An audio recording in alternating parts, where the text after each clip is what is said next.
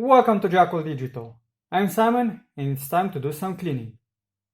PC cleaning. When was the last time you cleaned your PC? And do you even know why you should clean it? So it doesn't explode. Ha! Yeah, that wasn't funny. While it doesn't mean that it will explode, it can go up in flames if it looks like this. On the inside. When it comes to computers, dust is the biggest enemy.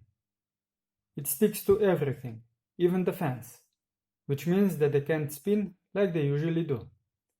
That leads to a slower, hotter, and louder system, which is not something that you want, except maybe when it's cold and you want to heat the place up.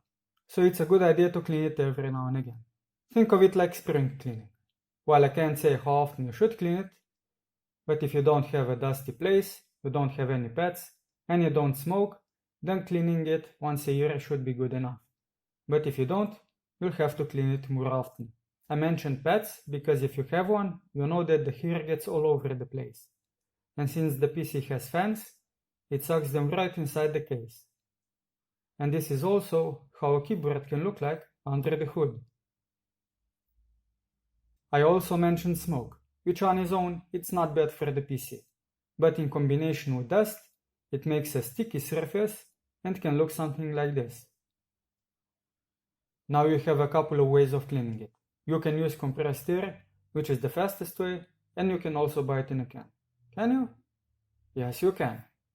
If you choose this option, disconnect every cable and take the PC outside to clean it, because you don't want to have the dust flying inside the house.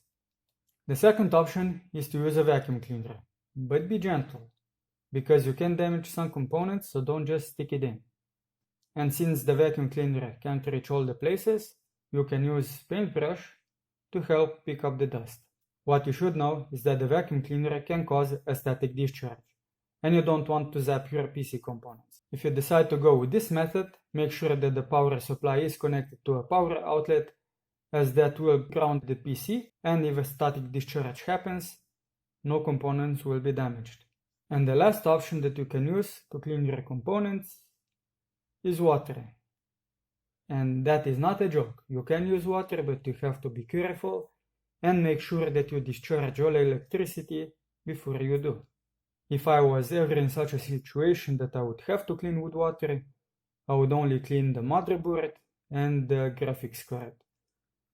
I wouldn't clean any fans, because the water can go into the bearings and they'll just stop spinning, and I also wouldn't touch the power supply. When you finish cleaning the components with water, you have to let them dry, because if you don't and connect them too soon, the components can go kablooey. Luckily I never had to use this method, and I hope you also won't need to.